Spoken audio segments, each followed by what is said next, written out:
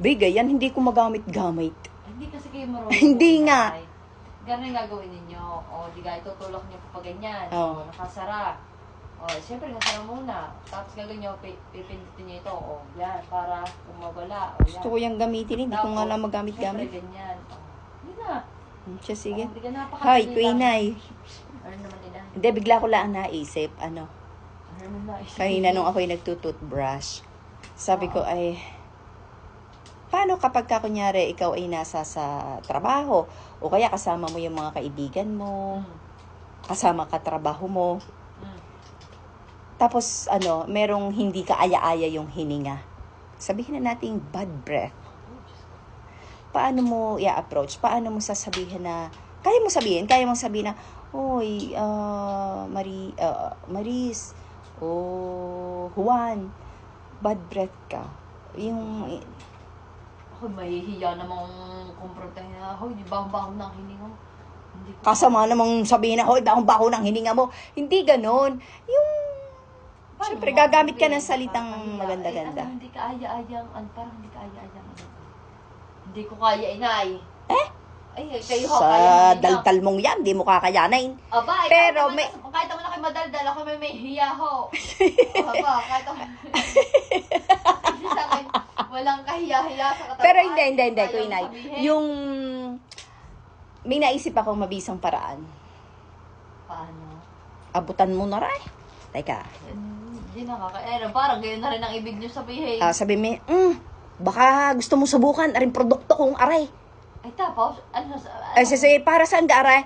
Ay, basta, basahin mo. Siguro may kimaalam magbasa. Yan. Anong basa din Escoban, mouthwash. Ay, di pa ka sabihin, ang tingin mo, ang parang sa akin mabaho ang Ay, hindi. Sabihin mo, ini-offer ko lamang yan para, kunyari, sabihin na lang. gusto mong magpa-fresh ng hininga. Hindi.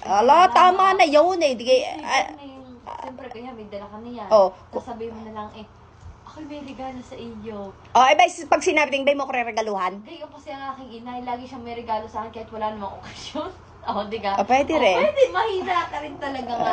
Nagkataon lang na. Hindi ko kayo kagaya May kasamahan niyang ganito. Gusto, ganito. Madali lamang yan. Kagaya pagka kayo nagre-rehearse. Hindi ka? Samumog lang ito, tas Hindi. Ibig sabihin, easy to carry yan. Ilagay mo lang sa bulsa mo. Pag lagi ka naka-jacket, sulbutan mo ng isa. Pero syempre, kailangan pupunta ko pa rin ng para ay malamang. Ay alangan doon mo na yan sa iyong harapan. Kasi sa magkakabarkada o magkakatrabaho, hindi maiiwasan talaga na Actually, kahit ako rin talaga, sa totoo lang, hindi rin maiwasan talaga. Siyempre, kunyari, yung laway natin, matagal tayo hindi nakakaimik. Mapapanis. Ay, pa sasabihin panis Panis. Sa mga may panis na laway, di yan. Yun na yun. Tapos, kunyari, halimbawa, alam nyo kami ito ma-share ko lang sa set, kami mga vibe drops. Si Ate Ana kasi palagi siyang may dalang mouth spray. Actually, ako meron din ako palaging dala. So, kapag gano'n, naiwan ko yung akin.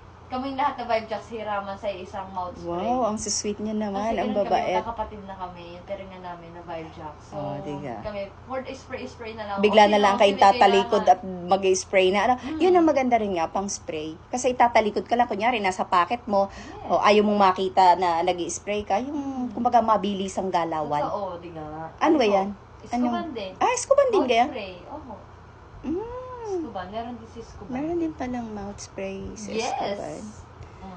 So, ayun na nga, para aware ka, kaya ako natanong lang sa'yo. Kasi minsan hindi maiiwasan. Kahit nga sa sarili natin, hindi natin alam kung tayo bad breath. Kaya ganun, kaya dapat... palagi tayo may baong-baong. Ayun. Kaya sa makakapanood nito, kunyari, niregaluhan kay ni Queenay ng hindi ibig sabihin ay hindi kayo ibig sabihin ay kay bad breath. Ang ibig sabihin lang nun ay gusto ko lang pangalagaan ninyo ang inyong mga hininga. At yun nga, gusto daw niyang gayahin na ako'y mahilig magregalo. Yes. Yun na lang daw iisipin niyo. Okay? Kaya guys, alam niyo na, kapag kayo ay, alam niyo na. Hindi ka aya-aya ang hininga. Pangangailangan. Yes. Ito ang solusyon dyan. Lalo na sa mga magjowa na mahilig mag-date. Dapat lagi kang lista. Paano pag nagtukaan? Walang kinusito ko.